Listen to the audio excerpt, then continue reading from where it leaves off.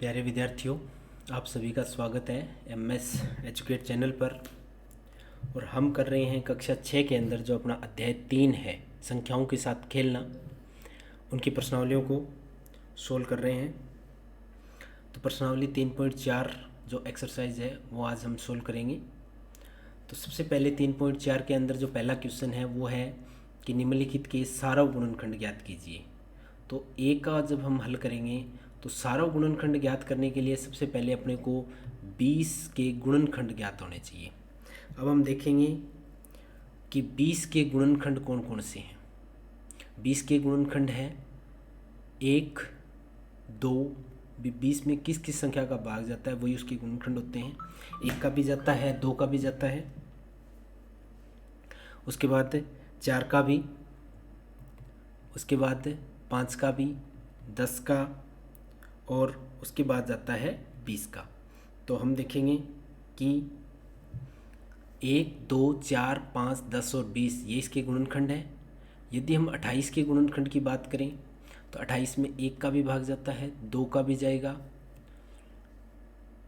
4 का भी जाएगा, 7 का भी जाएगा, 14 का जाएगा और 28 का। ये इसके क्या है, गुणनखंड है। तो यहाँ हम देख रहे हैं कि देखो, अगर गुणनखंड हमें बताने हो तो मैंने आपको गुणनखंड वाले टॉपिक में भी बताया था कि आप दो दो के युग्म बना के देख लीजिए। जैसे 20 है तो 4 पंजे 20, 10 दूनी 20, 20 एकम 20 पूरे हो रहे हैं। इसका मतलब ये सारे हमने गुणनखंड लिख लिए हैं। इसी प्रकार इसमें देखें 7 चौके 28, 14 दूनी 28, 28 एकम 28। इसका मतलब 28 के भी सारे के सारे गुणनखंड लिखे गए। अब हमें ज्ञात करना है इनके सारव गुणनखंड। सारव गुणनखंड के अंदर क्या आएगा, जो दोनों में है।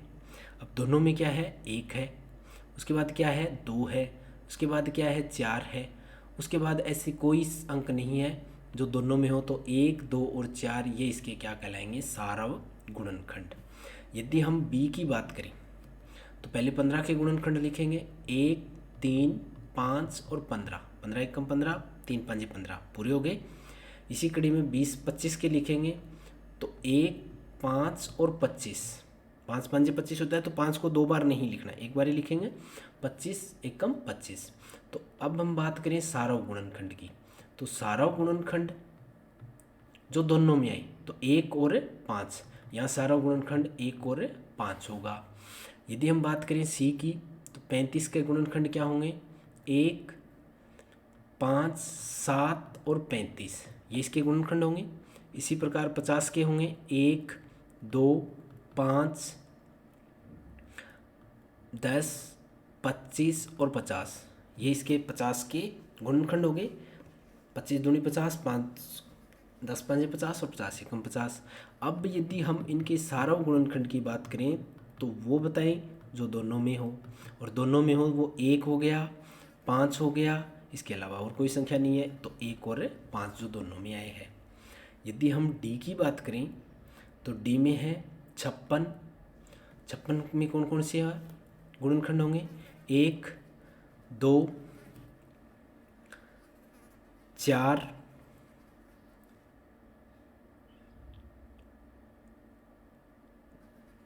14 चौके 56, 7 और 8 बीच में रह गए अपने पास से। 4 के बाद 7, 8, 14,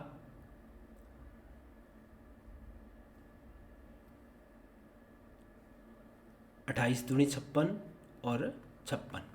तो ये इसके गुणनखंड हो गए। और यदि हम 120 की बात करें तो 120 में कितने कौन कौन से आएंगे, 1, 2, 3 चौके 12, 3 भी आ रहा है, 4 तिये 12, 4 भी आ रहा है, 5 में भी भाग जा रहा है, 6 का भी जा रहा है, 7 का नहीं है, 8, 8 5 40, 8 एकम 8, 4 40, 8 पंजे 40, 15 8 120 बिल्कुल 8 का जा रहा है। उसके बाद 9 का नहीं जा रहा, 9,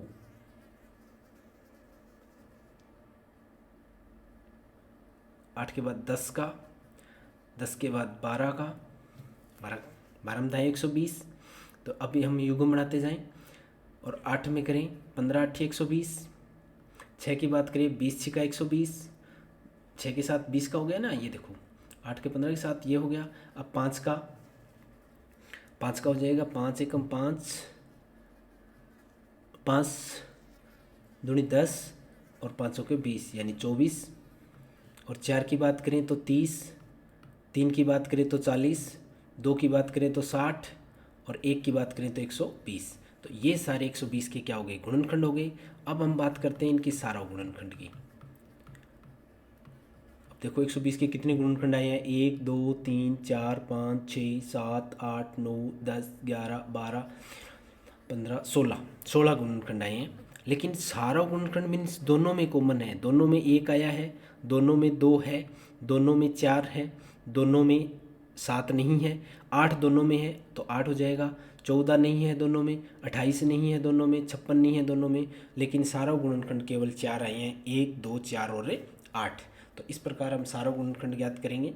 उसके बाद हम करते हैं 2 नंबर क्वेश्चन। सारा गुणनखंड इनमें ज्ञात करना है, लेकिन यहाँ अपने पास 2 संख्या नहीं देकर 3 संख्या दी है। तो जैसे हमने 2 में कॉमन देखा था वैसे ही हम 3 में कॉमन देख लेंगे। तो पहले 4 के गुणनखंड निकालें। तो 4 के होते हैं 1 2 और 4। 8 की गुणनखंड की बात करें तो 1 2 4 और 8। 12 की यदि हम बात करें तो 1 2 3 4 6 और 12, ये इनके गुणनखंड होते हैं। और सारा गुणनखंड की यदि हम बात करें तो जो तीनों में आया है, क्योंकि पहले 3 संख्या दी है तो तीनों संख्या में जो कॉमन आया है तो 1 2 और 4 ये तीनों के अंदर आया है। तो इसके सारा गुणनखंड कितने हुए, 1 2 और 4। अगर हम बी की बात करें तो बी में 5 के गुणनखंड ज्ञात करें तो 1 और 5। यदि हम 15 की बात करें तो 1 3 5 और 15। यदि हम 25 की बात करें तो 1 5 और 25 ये आए हैं। अब तीनों की यदि हम बात करें मीन्स सारा गुणनखंड की बात करें तो सारा गुणनखंड जो तीनों के अंदर आया है वो संख्या है 1 और 5। 1 तीनों में है और 5 भी तीनों में है। तो ये इनके क्या हो गए, सारव गुणनखंड। उसके बाद आता है प्रथम 3 सारव गुणज, मीन्स पहले गुणनखंड अब सारव गुणज। तो हल करते हैं। पहले हम ए के अंदर 6 के गुणज लिखेंगे, 6 के गुणज। तो 6 के गुणज लिखेंगे तो 6 दूनी 12, 6 3 18, 6 चौके 24, 6 5 30, 6 6 36, 6 7 42। तो इस प्रकार से आगे चलते रहेंगे। अगर 8 के गुणज लिखें तो हम देखेंगे 8 दूनी 16, 8 3 24, 8 चौके 32, 8 5 40, 8 6 48। इस प्रकार आगे चलेंगे, इसमें 48 भी है आगे। अब हम देखें सारव गुणज की। हमने गुणज लिख लिए, अगर ज़रूरत पड़े तो और लिखेंगे क्योंकि इसकी मात्रा सीमित नहीं होती, निश्चित नहीं होती है। गुणज आगे से आगे कंटिन्यू, 6 वाले गुणज लिख रहे हैं तो आगे से आगे 6 जोड़ते जाएं। 8 के लिख रहे हैं तो इसमें 8 के 8 आगे से आगे ऐड करते जाएं। अगर सारव गुणज की बात करें तो जो दोनों में आया है, जैसे 6 12 18 24, पहला सारव गुणज क्या है 24। उसके बाद आया है 48, उसके बाद क्या है 48। और उसके आगे क्योंकि ये तो 2 ही हुए हैं, 24 और 48। अब हम इससे अगला 3 लिखने हैं, 3 सारे गुणज। तो इस कड़ी में हम इनको आगे से आगे लिखते जाएंगे। फिर 54 60 66 72 और इसमें 64 72 80। तो आगे हम देखते हैं कि ये रहा 72 है अपने पास, तीसरा सारव गुणज आ गया। तो ये हो गए 3 अपने पास सारव गुणज। इसी प्रकार बी को यदि हम करते हैं हल तो देखेंगे 12 के गुणज, 12 के गुणज लिखें तो 12 दूनी 24, 12 चौके 48, 12 पंजे 60, 12 छिके 72, 12 सत्ती 84, 12 अट्ठी 96, 120। फिर आगे देखें तो 132, फिर आगे 144, यानी 12 12 ऐड करते जाएंगे। और 18 के गुणज लिखें तो 18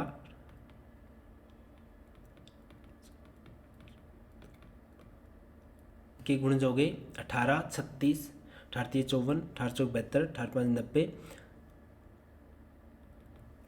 इस प्रकार हम 18 के आगे से आगे गुणज लिखते जाएंगे। यहाँ हम बीच में मैं आपको एक बात क्लियर कर दूँ कि जैसे इन दोनों के सारव गुणज थे 24, 48 और 72, तो हम क्या करेंगे, जैसे सबसे पहले अपने पास आ गया 24, तो 24 की टेबल आप आगे से आगे बढ़ा दें तो वो भी सारव गुणज होगा 24, 24 दूनी 48, 24 दिए 72। अब इसी प्रकार इसके अंदर भी यदि हमारे पास एक पहला सारव गुणज आ जाए तो सारव गुणज क्या आया है 36, तो हम, क्योंकि हमें केवल इसमें सारव गुणज लिखने हैं, सबके गुणज बताने नहीं है, ये तो हमने समझने के लिए किया है, तो 36 आ जाएगा पहला। उसके बाद 36 दूनी 72 आ रहा है, तो इसका हो गया 72 और 90 और इससे आगे 108 था, तो 36, 36 दूनी 72, 36 दिए 108। तो इस प्रकार से हम 3, यदि हमें 5 कहे तो आप 36 की टेबल 5 तक लिखते जाएं, वो इनके क्या होंगे, सारव गुणज होंगे। तो ये था क्वेश्चन नंबर 3। अब हम बात करें क्वेश्चन नंबर 4 की। तो 4 के अंदर हमें क्या करना है, 100 से छोटी ऐसी संख्याएं जो 3 और 4 की सारव गुणज हो, 3 और 4 की सारव गुणज हो, तो हम पहले करेंगे 3 के गुणज। 3 के गुणज लिखें तो 3, 3 दूनी 6, 3 तिया 9, 3 चौके 12, 3 पंजे 15, 3 छके 18। मैं एक बार इतने ही लिख रहा हूँ। फिर 4 के गुणज लिखें तो 4 के गुणज हो गए 4, 4 दूनी 8, 4 तिये 12, 4 चौके 16, 4 पंजे 20। तो इस प्रकार से 4 के चलेंगे। अब हम इन्हीं के अंदर सारव गुणज लिख लें। अब तक जो संख्या लिखी है इनके अंदर सारव गुणज आए हैं, जैसे 12, इसका मतलब ये हुआ कि 12 की आप टेबल लिख दीजिए, वो सारी की सारी इसके सारव गुणज होंगे। 12 दूनी 24, 12 तिये 36, 12 चौके 48, 12 पंजे 60, 12 छिक्के 72, 12 सत्ती 84, 12 अट्ठी 96, 12 नीमे 108। लेकिन ये सारे के सारे सारव गुणज हैं, हमें 108 यहाँ नहीं लिखना है, क्योंकि 108 जो है वो 100 से बड़ी है, इसने हमें 100 से छोटी सारव गुणज संख्या लिखनी थी, तो 108 आपको नहीं बताना है। ये 12 से लेकर और 96 तक की जो संख्याएं हैं वो इनकी 3 और 4 की सारव गुणज होगी। यदि हम एक भी गुणज ज्ञात कर लेते हैं सारव गुणज, तो हम उसके गुणज ज्ञात कर लेंगे। जैसे 12 है तो 12 के गुणज होंगे वो 3 और 4 के गुणज होंगे। तो इस प्रकार हम एक गुणज के आधार पर भी आगे के गुणज ज्ञात कर सकते हैं। तो ये अपने पास क्वेश्चन नंबर 4 था, जिसमें 100 से छोटी सारव गुणज संख्या बतानी थी, और ये अपने पास आ गई 1, 2, 3, 4, 5, 6, 7, 8। तो 12 से छोटी 8 संख्याएं हैं जो 3 और 4 की सारव गुणज है। उसके बाद नेक्स्ट क्वेश्चन करते हैं 5 नंबर। निम्नलिखित में से कौन सी संख्या सह अभाज्य है। तो सबसे पहले अपने सह अभाज्य देखें कि कौन सी संख्या होती है। सह अभाज्य संख्या वे संख्याएं होती है 2 या 2 से अधिक संख्याएं जिनका सारव गुणनखंड 1 हो, जिनका सारव गुणनखंड 1 हो, वो सह अभाज्य संख्या कहलाती है। अब हम इनके गुणनखंड करेंगे, और गुणनखंड करने के बाद यदि केवल सारव गुणनखंड संख्या 1 आए तो वो सह अभाज्य है। जैसे ए के अंदर हम हल करते हैं, 18 के गुणनखंड करें तो 1, 2, 3, 6, 9 और 18, ये 18 के गुणनखंड हो गए। 35 की यदि हम बात करें तो 1, 5, 7 और 35, ये इसके गुणनखंड हो गए। अब हम इन दोनों में सारव गुणनखंड ज्ञात करें। जो दोनों में कॉमन आया है वो हम यहाँ लिख लेते हैं। तो सारव गुणनखंड हम यहाँ देखते हैं कि केवल 1 है, तो सारव गुणनखंड 1 है, इसका मतलब 18 व 35 सह अभाज्य संख्या है। 18 व 35 सह अभाज्य संख्या है। तो ये था ए। उसके बाद बी को हम सोल्व करते हैं। तो बी में पहले 15 के गुणनखंड ज्ञात करें, 1, 3, 5 और 15। इसी प्रकार 37 की बात करें, 1 और 37। 37 अभाज्य संख्या और अभाज्य संख्या का 2 ही गुणनखंड होते हैं, 1 और 37। तो इनके सारव गुणनखंड भी कितने हैं। अगर हम सारव गुणनखंड लिखें तो अपने पास देखेंगे कि इन दोनों में कॉमन केवल 1 है, तो इसका मतलब अब हम ये कह सकते हैं कि 15 व 37 क्या है, सहअभाज्य संख्या है। तो एक नंबर ए और बी दोनों सहअभाज्य संख्याएं हैं। अब हम बात करें सी की, तो हम देखेंगे कि पहले 30 के गुणनखंड लिखते हैं। 30 के गुणनखंड हुए 1, 2, 3, 10, 15 और 30, यानी जिसमें जिन संख्याओं का 30 में भाग जा रहे हैं वो उनके गुणनखंड हैं। तो हमने 30 के गुणनखंड लिख लिए। फिर 415 में देखें, 1,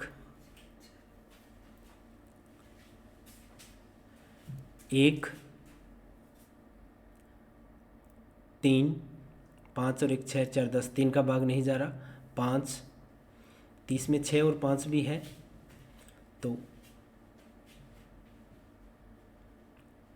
इसमें हो गए 415 के गुणनखंड 5। अब 5 का इसमें भाग लगाएं तो ये आ रहा है 5 8 40, 803, 5 8 40 यानी 83 और 415। अब इनके सारों गुणनखंड ज्ञात करें। सारों गुणनखंड देखें तो हम देख रहे हैं यहाँ पे 1 और दोनों में 5 है कॉमन, तो 2 आ गई। तो जिसमें केवल एक गुणनखंड हो वो सहअभाज्य है। इसका मतलब ये जो 30 और 415 जो है वो सहअभाज्य नहीं है। 30 है वो सहअभाज्य संख्या नहीं है। उसके बाद डी की बात करें, 17 और 68, 17 और 68, तो 17 के अभाज्य गुणनखंड करें तो 1 और 17, क्योंकि ये अभाज्य संख्या है। 68 की बात करें, 1, 2, 17 नहीं 4, 1 2 4 4 17 और 2 3 6, 34 दूनी 68 और 68, ये हो गया। तो यहाँ हम देखते हैं इनके सारों गुणनखंड कितने आए। इनके सारों गुणनखंड यदि हम बात करें तो 1 और 17, 2 आ गई, इसलिए ये सहअभाज्य संख्या नहीं है। 17 और 68 है वो सहअभाज्य संख्या नहीं है। तो ये हो गए सी और डी। उसके बाद बात करें ई के अंदर अपने पास संख्या दी है 216 और 215, 216 और 215। तो पहले हम 216 के गुणनखंड ज्ञात करते हैं। तो 1, इसमें देखो 2 का भी भाग जाएगा क्योंकि 6 है, तो 2 का भाग कर लें, और 3 का भाग जाता है या नहीं, 6 1 7 और 2 9, 3 का भी भाग बिल्कुल जाता है। 4 का भाग, 4 पंजे 20, 4 चौक 16, बिल्कुल 4 का भाग जाएगा क्योंकि अंतिम 2 अंकों में 4 का भाग जा रहा है। 6 अगर 2 और 3 का भाग जा रहा है, इसका मतलब 6 का भी इसमें जाता है। तो 1 2 3 4 6, ये इसके अलावा आगे भी इनके गुणनखंड लिख लेंगे, लेकिन यहाँ हम इतने से पता कर लेंगे कि 215 के और लिख लें। 215 में 1 का भाग जाएगा, 2 का भाग 5 है इसलिए नहीं जाएगा, 3 का 3 7 21, 3 का भी नहीं जाएगा, 4 दोनों संख्या में नहीं है, 6 का भी नहीं जाएगा। उसके बाद 5 का इसमें भाग जाएगा, 5 चौके 20, 5 दिए 15, उसके बाद 43 आएगा और फिर 215। अब हम यहाँ देख रहे हैं कि ऊपर कोई भी कॉमन नहीं आ रहा है, इसका मतलब इनमें सारों गुणनखंड क्या आया, सारों गुणनखंड आया अपने पास 1। तो ये हम कह सकते हैं कि सहअभाज्य संख्या है, सहअभाज्य संख्या है।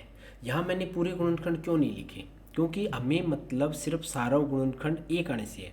यदि 1 के अलावा दूसरा 1 भी अंक आ जाता है तो इसका मतलब वो सारा सहअभाज्य नहीं है।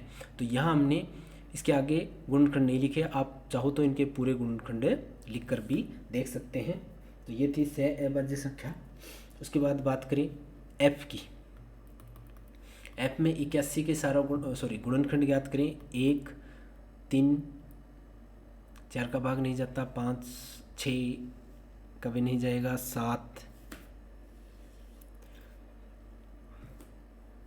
का नहीं जाएगा। उसके बाद आता है 9 × 81, 9 का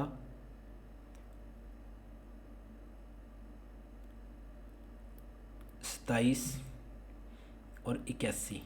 अगर 16 की बात करें तो सारा 16 के गुणनखंड हो गए 1, 2, 4, 8 और 16। और यहाँ हम देखते हैं कि सारा गुणनखंड क्या है, सारा गुणनखंड जो है वो केवल एक है, केवल एक है, तो वो क्या हो गई, सह-अभाज्य संख्या है। तो ये क्या है, सह-अभाज्य संख्या है। तो यहाँ हमने देखा A, B और E, F, यानी A, B और E और F ये सहभाज्य संख्या, C और D वो सहभाज्य संख्या नहीं थी। तो ये था क्वेश्चन नंबर 5। अब उसके बाद करते हैं क्वेश्चन नंबर 6। एक संख्या 5 और 12 दोनों से विभाज्य है तो किस अन्य संख्या से यह संख्या सदैव विभाज्य होगी। मतलब अपने जो पहले क्वेश्चन किया था उसी प्रकार ये है कि यदि कोई संख्या 5 और 12 से दोनों से विभाज्य है, कोई संख्या है, मतलब हम यहाँ क्या करेंगे, 5 के गुणज ले लेंगे। 5 के गुणज लेंगे तो 5, 10, 15, 20, 25, 30, 35, 40, 45, 50, 55, 60, 65, इस तरह से हम 5 के गुणज ले लेंगे। इसी प्रकार 12 के गुणज ले लेंगे। 12 के गुणज लेंगे 12, 24, 36, 48, 60, 72, 84, इस प्रकार हम 12 के गुणज ले लेंगे। और 5 और 12 के यदि सारा गुणज हो, अब हम इनके क्या करेंगे, सारा गुणज ज्ञात करेंगे। और सारा गुणज देखेंगे दोनों में क्या है, 60 है। तो 60 के जो गुणज होंगे, 60 के जो भी गुणज होंगे उसमें भी 5 का भी भाग जाएगा और 12 का भी जाएगा, क्योंकि इसमें 12 पंजे 60 होता है, 5 का भी जा रहा है 12 का भी जा रहा है। इसका मतलब 60 के जो गुणज होंगे, 60, 120, 180, 240, उनमें 60 का भी जाएगा, 60 का तो जा ही रहा है, इसके अलावा 5 का और 12 का भी जाएगा। इसलिए यदि कभी भी अपने को 2 संख्या या 3 संख्या दे दे तो पहले आप उसका सारा गुणज ज्ञात कर लीजिए, और जो सारा गुणज के गुणज होंगे, ये सारा गुणज हमने 60 लिया और इसके जो गुणज होंगे उनमें उन तीनों संख्याओं का भाग जाएगा। तो यहाँ हम बताएंगे कि किस अन्य संख्या से यह सदैव विभाजित होगी, तो 60 से भी विभाजित होगी। तो यहाँ अपना उत्तर आ जाएगा 60। उसके बाद एक संख्या 12 से विभाज्य है, यहाँ हम सारो गुणनखंड से ज्ञात करेंगे। अब इस सवाल को हल किस तरह से करेंगे, इसमें ये उल्टा क्या है कि एक संख्या 12 से विभाज्य है, कोई 12 से विभाज्य है तो कौन सी संख्या है जिनसे वह संख्या विभाजित होगी। तो हम यहाँ क्या कर लेंगे, 12 के गुणनखंड ज्ञात कर लेंगे। 12 के गुणनखंड क्या क्या आएंगे, 1, 2, 3, 4, 6 और 12, ये इनके गुणनखंड है। तो यदि जैसे मान लो आज एग्जाम्पल देखते हैं कि 12 से विभाज्य कौन कौन सी संख्या है, 12 है, 24 है, 36 है, ये 12 से विभाज्य होती है, इनमें 12 का भाग जाता है। अब आप इनमें देखिए, एक सब में भाग जाएगा, 2 का इन 12, 24, 36 में जाएगा, 3 का भी इन सब में जाएगा, 4 का अगर भाग करेंगे तो भी सब में जा रहा है, 6 का भी भाग करें तो भी जा रहा है, 12 का भी भाग करें तो भी जा रहा है। तो इसका मतलब ये कह सकते हैं कि किसका भाग, कौन सी संख्या है जिनका इस संख्या में भाग जाएगा, तो हम इसमें गुणनखंड ज्ञात कर लेंगे। और जो इनके गुणनखंड होंगे वही संख्याएं हैं जो जिन संख्याओं का भाग जाएगा। तो 1, 2, 3, 4, 6 और 12। तो ये था क्वेश्चन नंबर 7। तो ये अपने पास प्रश्नावली थी 3.4 की एक्सरसाइज, जिनको हमने हल किया। आप सभी से निवेदन भी करेंगे कि आप हमारे YouTube चैनल को सब्सक्राइब करें, शेयर करें और हमारे ऐप MS एजुकेट को प्ले स्टोर से डाउनलोड करें और ज़्यादा से ज़्यादा शेयर करें। धन्यवाद।